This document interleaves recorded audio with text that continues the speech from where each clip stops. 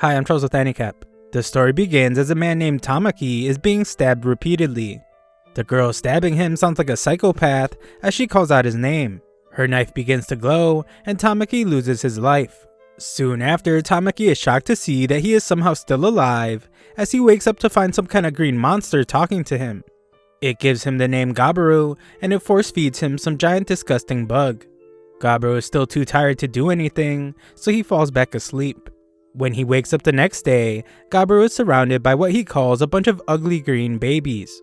He then realizes that he is one of them.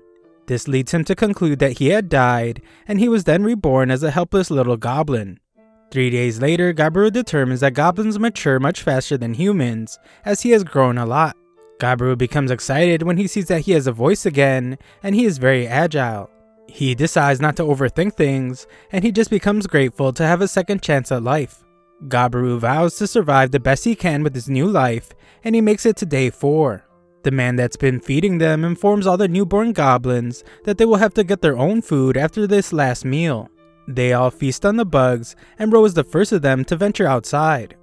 Just like before, this world has one sun and a blue sky, but it has some pretty ugly birds. A ton of plants he has never seen before make it clear that Gabaru is in a new world. The goblins are able to speak, so Gabaru teams up with Gobkichi. Gobkichi is the biggest of the goblin kids, and Gabaru teamed up with him, specifically because he will be most useful when helping him hunt. The two of them work together as Gobkichi chases a unicorn bunny, and Gabaru finishes it off. Gobkichi tries to eat without Gabaru, so Gabaru beats him and makes sure that he knows that they're supposed to share. After demonstrating the nature of their relationship to Gobkichi, Gabaru tries to see if he can use the rabbit's horn as a weapon. Just then, he gets a strange vision that says Gabaru obtained the small creature's horn. Gabaru has no clue what that was, but he moves on as Gobkichi is starving. Gobkichi is overwhelmed with emotion as he eats. He cries and thanks Gabaru for helping him get food. Gabaru would just like for him to eat or cry, but not both. On the 5th day, the two hunt a rabbit again, but this time Gabaru uses the horn as a weapon and determines that it's very useful. Gabaru removes another horn and he once again sees the vision. He ignores it so they can eat, but he then has another vision. This time Gabaru hears a voice and it tells him that he learned the ability called escape. Seeing it another time has confirmed something he suspected. Gabaru then explains to us that in his old world, he was born with the extremely rare ESP ability called absorption. This allowed him to eat pretty much anything, and he would have a chance of gaining the traits of whatever he ate. Luckily, it looks like he still has this ability, but sadly it seems like any other abilities he had in his past life have been reset. As Gabaru amazes Gobkichi by hunting a rabbit, Gabaru thinks about how he's actually extremely lucky that out of all his abilities, absorption was the one he kept. This is because in this world, there are a ton of monsters lurking around with incredible powers. On day 6, some girl goblin named Gobmi is amazed to hear that our boys have been eating horned rabbits. Gabaru didn't think it was a big deal, but Gobmi points out that someone just lost her life after being gored by one of those rabbits. She knows that Gabaru is the one in charge, and she admires him for being smart, cool, and strong. Gobkichi wonders what she thinks about him, but she just thinks he is ordinary. Gabaru offers to let her come on their next hunt, and she agrees. The next day though, it ends up raining, so they postpone the hunt for the day after. Gabaru decides to check the group storage to see if he can make a new weapon. He returns with materials to make a weapon, but he cannot forget what else he saw. In the storage, Gabaru found a group of captive human women. The reason why is pretty obvious, but Gabaru would rather not think about it. The elder that watches them is named Gobji, and he is the man responsible for giving Gabaru his very low effort name. The man is impressed with Gabaru and explains that he might level up faster than the others. Gabaru doesn't understand what he means by levels, so the old geezer tells him to tap his head. Gabaru does, and the voice reveals that Gabaru is currently level 86. Gobji explains that once he reaches level 100, Gabaru will be able to evolve into a more advanced life form. Gobji doubts that he will be able to though, since it's pretty rare. It turns out that goblins age very quickly, so this old geezer is just 20 years old. Gobji explains that the others will be returning soon, so Gabaru will get to see what an evolved hobgoblin looks like. The old goblin lets out a maniacal laugh as he wonders what kind of prey they will be bringing back this time. On day 8, the guys go hunting, and Gobmi joins them. Gabmi is in charge of backup, while Gabiru fights at middle range, and Gabkichi is their forward. Their 3-goblin formation works like a charm, and they're able to hunt larger monsters. The food is delicious, so Gabmi tears up, as she has only been eating nothing but fruit. When Gabiru eats, he gains several traits from the snake, including venom resistance and something called Evil Eye. This is way more than he got from the other animals, so it's clear that this snake was on a whole other level. The others have no clue what he is talking about, and Gabkichi wants to eat the head of the snake too. Unfortunately, he can't since it's poisonous, and the others would die if they ate it. Gabiru is getting used to things now, so he explains that it doesn't matter how ugly he is. He is determined to survive in this world in his second life. Days 9 and 10 were more of the same hunting, but on day 11 they made the mistake of trying to go into a cave. Their teamwork shines once again though, as Gabiru has Gabkichi protect them with the shield, so he can use Evil Eye on the attacking bats. This stuns them so they can win the fight. They feast on the bats, and this gives Gabiru echolocation, along with a couple other bat traits. They feast as always, but we see that some other goblins starve as they watch them. That night, some of the other goblins surround Gabiru as he sleeps, but the clever goblin always has his search ability active. This allows him to sense that the others are trying to attack him, so Gabiru beats up all 6 of them. One of them is hurt more than the others, so Gabiru realizes that he might not have adjusted his venom correctly since he was in a rush. He plans to teach the rest of them a lesson, but Gabmi is even more upset. She starts choking one of them out, so Gabiru tries to calm her down. On day 13, our group takes on a much bigger monster. Gabkichi gets knocked back, so the clever Gabmi disarms the orc. Gabiru breaks its leg and tells the others that he will take it from there, so they watch as Gabiru slaughters it. Feasting on the orc grants Gabiru the ability to use orc language, libido, and something called Detect Analyze. Gabiru is still thinking about when the others attacked him, so after his friends have had their fill of food, Gabiru decides to bring the rest back so everyone else can eat too. The others are skeptical at first, but Gabiru assures them that it's okay. They all thank Gabiru and begin eating good food for the first time. Gabiru stands over them as they eat, and he thinks about how he never would have even considered helping out the helpless in his old world. It's obvious that his appearance changed since coming to this new world, but Gabiru wonders if something else has changed about him as well. As Gabiru sleeps, he has another vision. It mentions something about how his level values have been exceeded, and he has met all the special conditions. We see that it says something about evolving, but Gabiru is too tired to read any of it, so he just swipes yes and goes back to sleep. One last message reads that Gabiru has received the blessing of the Grand God of Demise and Origin. The next morning, Gabiru finds that he looks a lot more like he did in his old life. A look over at Gabkichi reveals that he has evolved as well. Gabmi is in awe of her friends, as she points out that they're a lot bigger and a lot cooler now. Gabji is stunned that they both ranked up already, since it hasn't even been a month since they were born. Gabkichi wants to test out his new strength, so Gabiru assumes that he wants to go hunting. Surprisingly though, Gabkichi wants to test it by fighting Gabiru, and Gabiru actually really likes the idea. The 2 beefed up hobgoblins fight outside, and show that they are much better fighters now. Gabkichi is a bit too slow though, so Gabiru ends up winning the fight easily.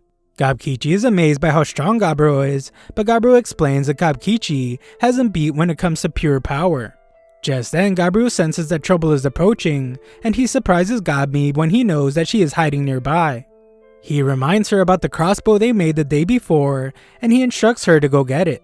We then see what the danger is as a pack of wolves viciously hunt down some rabbits. An orc runs off as it's terrified of them, but it's no use as the wolves easily destroy it as well. Gabiru determines that they are the perfect target to test their evolved strength, so he has Gabmi start off by shooting one of them with an arrow. Gabiru and Gabkichi then jump in to start smacking the wolves around. Gabiru reveals that he used his venom on Gabmi's arrows, and it has allowed them to easily impair the leader of the wolves. Without their leader, the wolves were uncoordinated. Their teamwork was lacking, so Gabiru and his group were able to make quick work of them. One last wolf remains, but it eventually dies as well. Gabiru determines that it's the leader, so he eats it and it gives him some military leadership abilities. Gabiru gives more food to the others, but informs them that they will have to start catching the same amount of prey that they are provided. They fear that they won't be able to do it, so they beg Gabiru to teach them how to hunt. Gabiru agrees to show them, and they're all even more grateful when he says that he will teach them how to make weapons as well. Gabiru says that it's not a big deal as they are all comrades, and they all begin to cheer his name. Gabiru isn't sure why, but in this moment he feels like he can see the path that he will be taking in this new world. He will eat non-stop to become stronger. He will then lead his comrades to achieve his real goal that puts a smile on his face. 4 days later, Gabiru laments how his comrades still have a lot to learn. They train hard, and Gabiru is shocked when he accidentally walks in on Gabmi. On day 17, all the human women that were captive took their own life, and Gabiru had a quiet memorial for them with Gabji. We then move on to day 24, and Gabiru is training the other goblins. In the meantime, he had also been eating every promising enemy he could find, and learned a lot of new abilities. Just then, another group of goblins begins approaching. Gabiru prepares to protect everyone against them, but Gabji stops him and explains that they are their raiders. Gabiru is then shocked to hear that they are also the fathers of Gabiru's generation of goblins. The raiders have captured another group of human women, and the evil goblins are glad since their last batch took their own lives. It turns out that goblin DNA is so strong that when they mate with other species, it still results in goblin children. Gabiru can understand the instinct to reproduce, but that doesn't mean he's okay with what's going on. He requests that he be the one to look after the human women, but this just upsets the raiders. Gabiru's generation of goblins is ready to stand up for him, but this just begins to divide the two groups. Just then, 2 goblin girls arrive to casually tell the two sides to stop getting themselves into a civil war. They are Hubsato and the mage Habse. These genius girls come up with the brilliant idea to have the leaders of both generations fight, and the winner decides what the village will do from now on. The raider wants to teach Gabiru a lesson, and Gabiru agrees to fight as well. The fight ends very quickly as Gabiru uses some kind of mysterious string. The others can't understand how he did it, so Gabiru explains that it just comes out of his body. He then thinks about how it's an ability he learned that allows him to produce spider silk, and he learned it after eating a demon spider. The girls are amazed that someone like him was born while they were gone, and Gabiru announces his new official status as leader of the village. He asks if anyone has a problem with that, but no one decides to stand up against him. Gabiru then tells the humans that he ordered everyone to keep their hands off of them. He won't do anything either, and they will find the time to send them back to a human village. The girls wonder if they will have to do anything, and we learn that Gabiru wasn't being completely selfless with his actions. He wants the knowledge of the humans. Gabiru asks them some questions, and learns that these girls were part of a traveling business when the goblins attacked them. All the men were slaughtered, and these 5 girls were the only survivors. On day 28, Gabiru is surprised to see that the girls seem happy. He realizes that they haven't gotten over everything, they're just having a positive attitude since it will make things easier. Gabiru cooked for them, hoping that it would help. Among the girls are 2 sisters that are cooks as well as tailors. The one with glasses is an alchemist, and the absent-minded girl is an appraiser and a smith. As for the redhead, she is a rookie warrior, so he decides to have her join their training later. Gabiru then trained everyone hard and insulted them when they got tired. For the next few days, he focused on group exercises instead of hunting, and he beat into them the new rules he set for the group. Day 31 was rainy, so Gabiru and Gabkichi did some really intense sparring as everyone watched in amazement. That night, Gabiru sensed that a group of goblins were about to break his rule regarding the human women. Gabiru sliced right through one of the goblins and restrained the others. He reminds them of the rules he set and punishes one of them for talking back to him. Gabiru apologizes to the women, and the redhead cries in his arms. The other goblins arrive, so Gabiru instructs Gabkichi to take the restrained goblins outside. He also has Gabmi gather the other goblins so they can watch what he's about to do. Outside, Gabiru sends a message to the others by using these guys as an example. He beats them relentlessly and makes sure that everyone really understands their village rules. Everyone gets the message loud and clear, so Gabiru dismisses them. Gabiru stopped just short of ending their lives, which meant that Hobkin, who got the worst of the punishment, passed away the next morning.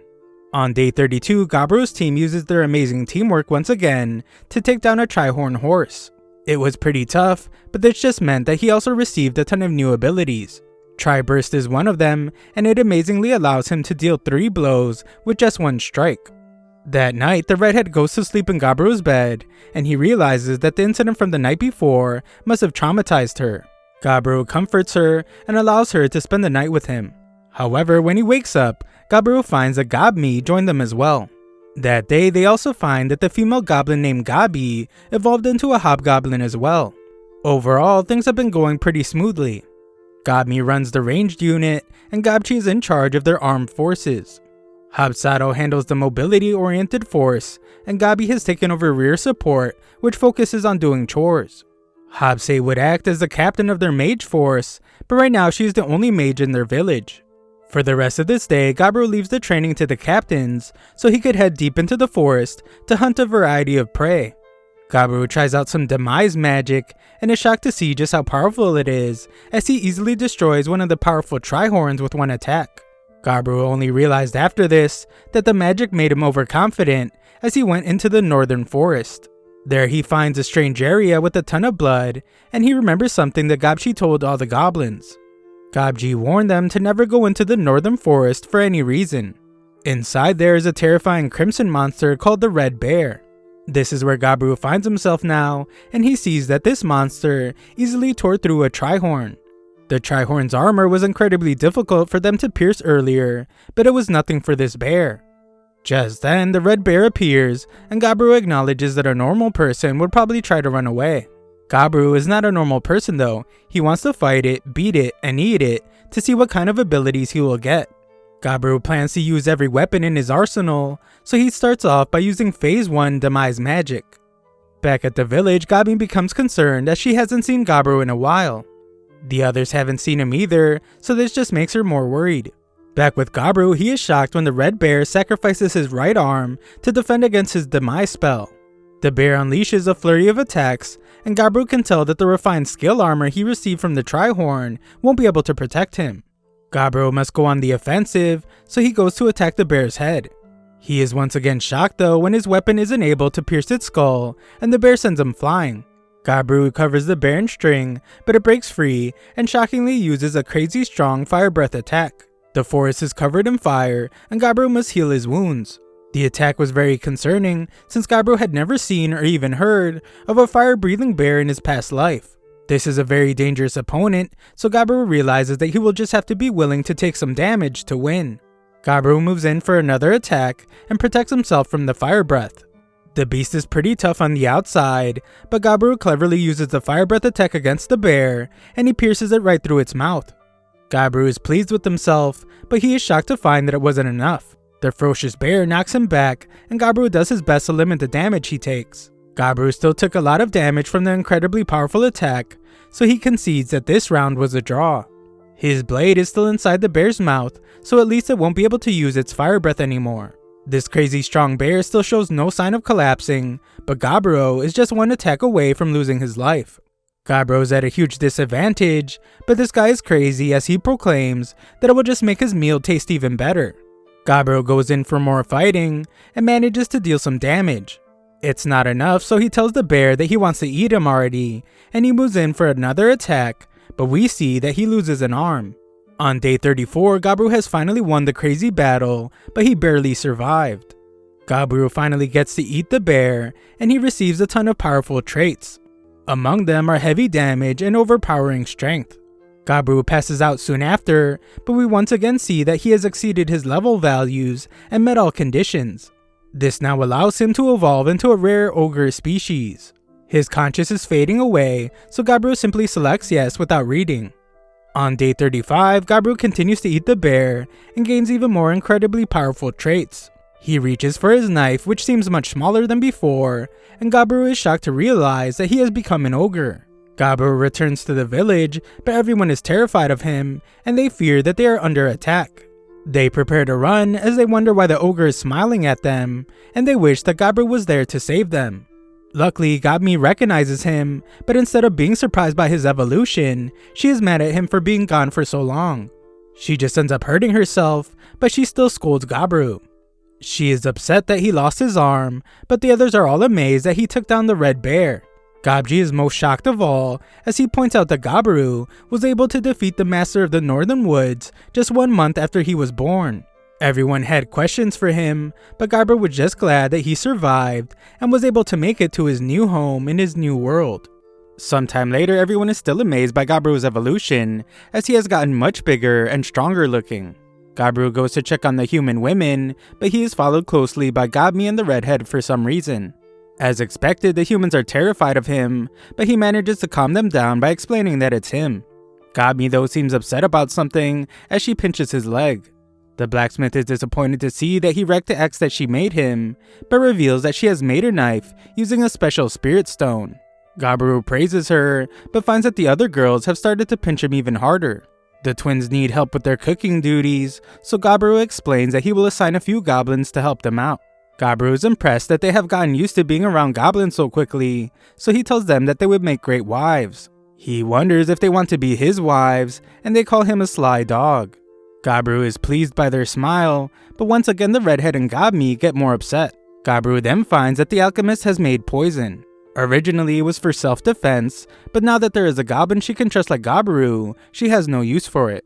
Gabiru picks her up and admires her smile as well, but he can instantly feel the murderous intent coming from the other girls.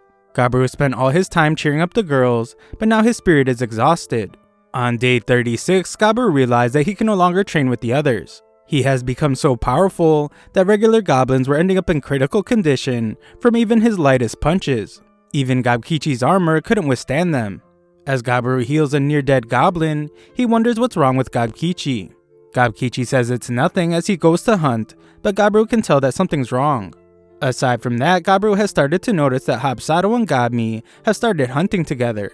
The red-headed woman is training by herself, and Gabi is continuing her hobby of mining for spirit stones. As for Gabiru, we see that he can still use his missing arm like it's slime, thanks to the fact that he ate a slime before. Gabiru wonders if Gabkichi will be okay, but Hapsi points out that it depends on how much effort Gabkichi puts in. The two argue as Gabiru wishes Hapsi would give him back his book, and he thinks about how he was finally able to have a relaxing day. On day 37, Gabi panics as she found some little creature in really bad shape. Gabiru does his best to heal her, but she's losing too much blood, so he decides that he will have to get some blood-producing medicine from the alchemist. Luckily it works, so they explain who they are to the thing they call a carbuncle. The carbuncle introduces herself as Litana and reveals that she was attacked by humans. The gem on her head is a high-class material, so its price is said to be as high as 1 billion gold. Litana asks that they lend her their power and begs them to get rid of the humans that attacked her. Gabiru is familiar with the history of the carbuncles. Their master named Velvet was a famous legendary magician, and he created them to watch over his secret treasure den. Litana explains that when she was attacked, her core was broken, so her lifespan was shortened. In the secret treasure room lies legendary class items that Velvet collected throughout his entire life. Litana explains that her master hates humans. He would prefer that the goblins take all the treasure rather than the adventurer humans. They can have everything, so Gabiru declares that they will go. The blacksmith girl gives him his new dagger, but he tells the frightened girls not to worry, as he won't blatantly eliminate the humans. His job is just to get them to leave, but warns that he might have to use some force if they don't listen. They then go through the hole Gabi made as it's the way to the treasure room. Gabiru decides to try to persuade the humans to leave, so he tells the others to hide. He finds the adventurers who are searching for their treasure room, but they think that he is just another monster that they need to defeat. They attack him but are quickly shocked when he is able to detect the presence of their invisible assassin. Gabiru explains to them that this is someone's house, and what they are doing is robbery and murder. It's clear that they don't have any guilt either, so Gabiru determines that they are beyond saving. The stupid humans are just shocked that an ogre can speak English so well, and Gabiru says that luckily for them, he also has a good heart. They refuse to listen as they attack him instead, but Gabiru just easily dodges it all and once again tells them to leave. They don't listen, so Gabiru analyzes the situation. The humans have 3 in their backline that are using a lot of high-class magic items.